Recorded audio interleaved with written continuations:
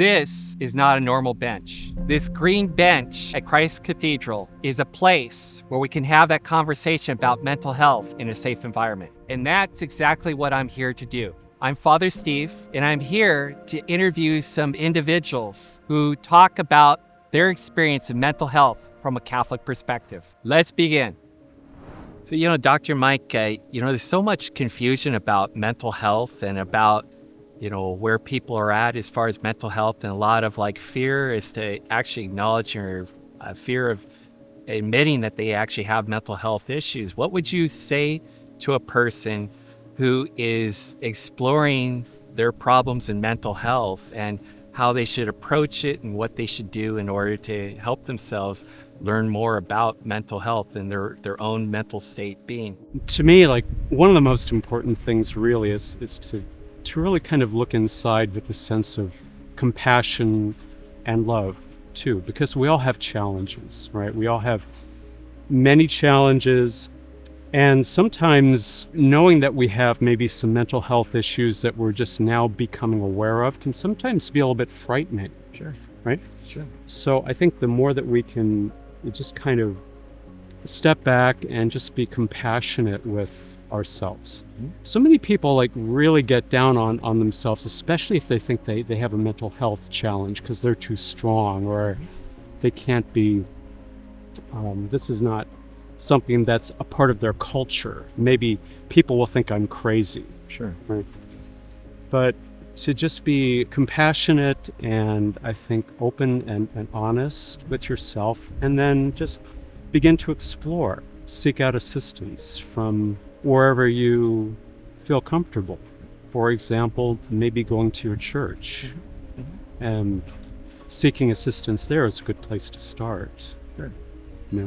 When people are experiencing mental health issues, they oftentimes will immediately think that they have a mental health illness. Mm-hmm. Is there a difference between mental health distress and mental health illness? Sure. Yeah, there is, definitely. And in general, it's often a question of how long does it last? Mm-hmm. Most issues that actually become a disorder tend to be relatively long lasting. So everybody goes through some mental health issues. You may feel depressed for a week or two. It's perfectly normal, perfectly normal. As long as you come out of it, you're able to kind of return to normal functioning, then it's nothing to worry about at all. And even what I would want everyone to know is that even if you have a diagnosable mental health condition, the recovery, depending on what your condition is extremely high. And the nice thing is we have so many different ways of you getting support for whatever it is, whether it be from your own friends, whether it be from a licensed mental health professional, whether it be from a mental health para-professional, or even someone at your parish. Mm-hmm. Maybe you're a clergy or a youth minister, something like that. Most important thing to me is if you can get a circle of support around you that can support you through the hard times. Sure. A lot of people, when they experience mental health, they think that it's an extreme situation where this is a rare case where they're the only person that experiences this. How common is having mental health issues in our lives? Yeah, probably 95% of the population will experience some mental health symptoms, maybe a milder condition, something like that throughout their life. It's incredibly common. Sure. And oftentimes, like you said, people become afraid. And there's really nothing to be afraid of, because the technologies that we have and the medications that we have have really come so far within the last 20 to 30 years that it's very, very treatable. Yeah. Well, I think you say it best too, is that, our faith has such a great opportunity to provide some hope for us and to be able to give us some of those coping skills that we need in order to really deal with the mental health issues, That's right. in a positive way. That's right. And there's been an explosion of research on the interface between spirituality and mental health in the last 30 years. And probably for me, the key takeaway of all of that research is that mental health, or spirituality, and religion are coping skills par excellence. And for those of you who might be experiencing a mental health challenge right now, one of the best things that you can do is seek the Lord in prayer. Sure. Because that will help you cope with whatever you're going through, and also to really begin to practice your faith in an even deeper way. Really participate in the life of the church, receive the sacraments, especially the sacrament of reconciliation, and to really just kind of immerse yourself in the life of the parish, in your spirituality. And it's really amazing how just by doing that alone, your ability to cope will just help you through whatever difficulty that you're experiencing. I remember during the pandemic, Bishop Freyer had at one point had brought up that the people who were suffering less with anxiety or in depression and some of the other issues that were attached to the pandemic were people who had faith, just simply because they did have those coping skills to be able to help them. It's so reassuring to hear you say that, because so oftentimes people think that it's either medicine or it's religion, Right. but it's not both, you know? Right. And, in many ways, the best way to heal your body is to heal your soul Exactly. and to heal your mental capacity too. For sure. Be at peace with yourself. Yeah. Yeah, and what we find out that really works the best is when you can combine professional assistance, such as therapy, medication if necessary, with spirituality, most importantly, social support, right? And spirituality is a part of that social support, and family and culture, and all of these things are really important. And taken together, they work synergistically to really help a person recover. And what we find too is that not only do they recover, they often become better than they were before. Sure. Sure. So it's really a very hopeful thing. Oh yeah, definitely. That's what our faith is built upon, is hope, right? Amen. Absolutely. Yeah. Yeah, Well, for sure. Thank you. Yeah, my Thank pleasure. You. Thank you. So, Ethan, Yes. as you're preparing in your discernment about the priesthood, what do you think about your mental health status as far as like helping you prepare for your spiritual life and your faith formation? So oftentimes what we do is we focus on the spiritual aspects of things, but we sometimes forget about the mental health, that we sometimes have to prepare, and being able to help people sometimes at their worst, and be able to offer them some hope. So where do you find that you find some help and assistance in your own spirituality, your own faith formation, your own faith journey that helps you to help others, but also to look at your own mental health in a positive way, in a preparative way for this? One thing for me is that you can't give what you don't have. I think that I come from a family of very healthy family, of course, but I've grown up as the oldest, as a mover and shaker kind of a guy. And so if I'm not doing something, then I'm kind of being unproductive. And I've recognized that through my years in seminary, of always wanting to be there for others and giving just giving myself up to them completely. I've noticed that over time there has been this sort of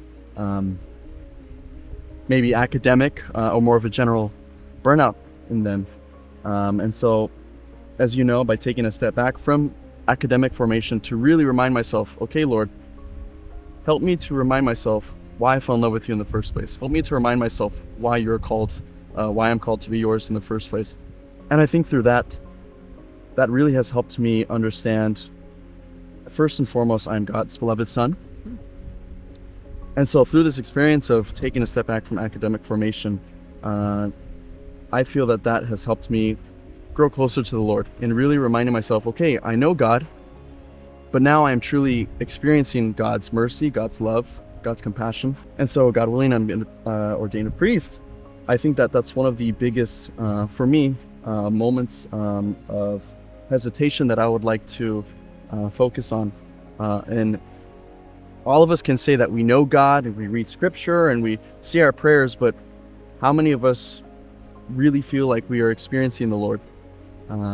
Especially in times of distress, times of moments where we feel alone. Well, let me ask you another question. Yeah. You know, so many times when people go to a doctor, what they always are looking for is for definite answers. When they come to a priest, they're sometimes looking for definite answers, especially in terms of like mental health and spiritual life and this and that. What kind of answer do you give to the person that has like the unanswerable or undeliverable, question or problem? What do you offer to them as your answer, as far as to soothe them and to actually give them some peace? I know for me,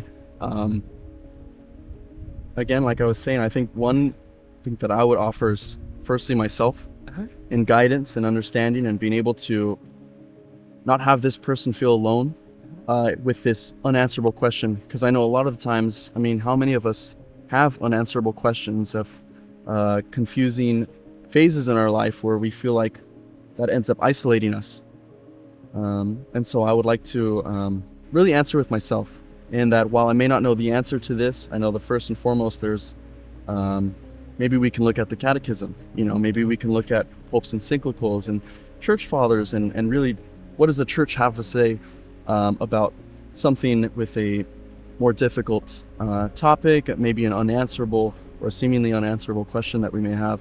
But I know at least on a very personal and honestly relatable level, I would love for me to offer that person myself, in that knowing that, yes, while I may not know the answer at the time, know that, I love you, I'm with you, and I'm walking with you, and that let's be able to tackle this together. Yeah.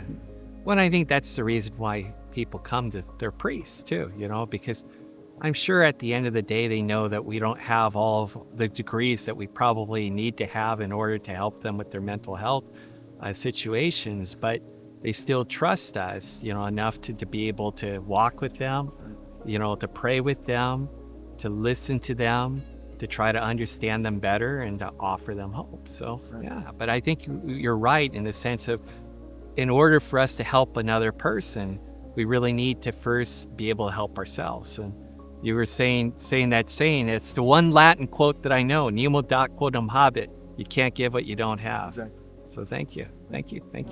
Margery, with your vast experience and background in working with mental health, especially helped me throughout the years, what would you offer as words of encouragement, as words of hope with someone who is maybe suffering from a condition that is causing mental health distress in their lives? Yeah. Well, I would say so many things. You're not alone. There's hope. And if you're looking for hope, coming to the church is a good place to come. Yeah. I would say that in my own life, dealing with that with family members or my own mental health, those are things that have brought me so much closer to God and helped me to understand that I am not self-sufficient, that I was never meant to be self-sufficient, and that God provides, just like He provides food or, other things, God provides people if we open up ourselves and we just go looking a little bit. Sure. Yeah. So I think one of the biggest struggles I had, I was actually working here at the diocese. One of my family members was just, so terribly depressed. So I'm a clinician and I've never seen anybody that depressed. And, but I was blessed by all these angels who knew about the struggle and Catholics that I could just talk to about it. And they would call me, pray for me. So it didn't make the illness go away, but it helped me to get him through it. Right. Yeah. What would you offer to someone who's watching a loved one struggling with their mental health distress? What would you say to them? Something similar to your own experience, those words of encouragement or, that support. Yeah, I would say stay open to support. Uh-huh. Take really good care of yourself. Uh-huh. And sometimes our loved ones don't want our help. Mm-hmm. But we can offer and we can circle back and pray. Sure. Just definitely pray. Sure. Yeah. What about in your own life? What are some of the things that you do? Because I mean, obviously, when we're working with people who have mental health issues, whether they're distressed, whether they're illness, it's always something we have to be prepared for so that we don't make their problems our own problems. How do you separate the two from each other? How do you prepare for? I'm still working on that. Okay. It's hard for me. If anybody has tools, I do, right? Like, and I tell people to take your meds every day. Mm-hmm. So meditate or pray, exercise. If you have medication, take that. It makes such a huge difference for me when I take the time to have my prayer time throughout the day. It's so much better day. It's sometimes I just get pulled into this world and I just think about, oh, what do I have going on? And I don't take the time to do it. Sure. And whenever I recommit and come back, that's one of the best things for me. I get a peace that everything's going to be okay. Right. And I align my priorities more with God's priorities and not with whatever the world is telling me I need to do that I don't. You know, and so oftentimes when you're working with someone, you know, obviously there's a level of confidentiality where we can't share the stuff that we're being told, but there's also a part where it does affect us on our own personal level. Do you see that it's very helpful for someone who's helping other people to have someone that they can go to talk about Yes. their issues with? 100%. Yeah. And it was something that when I became a clinician, I was kind of a little bit, in some ways, a little resentful. Like, wait, I picked this career that I have to spend extra time and money just to do this thing. Sure. But then somebody reframed it for me as it's a gift that you give yourself for the rest of the time that you're working, that you have somebody that you do these things with. I think that's always a good thing, and I think sometimes we as priests don't think about that enough ourselves. You know, but I mean, just looking at counselors, you know, looking at people who are involved in working with therapy, offering therapy, that's also something that we as priests should be able to really consider. Yeah, we see each other. And here's the thing that I always tell priests too. Priests are first responders.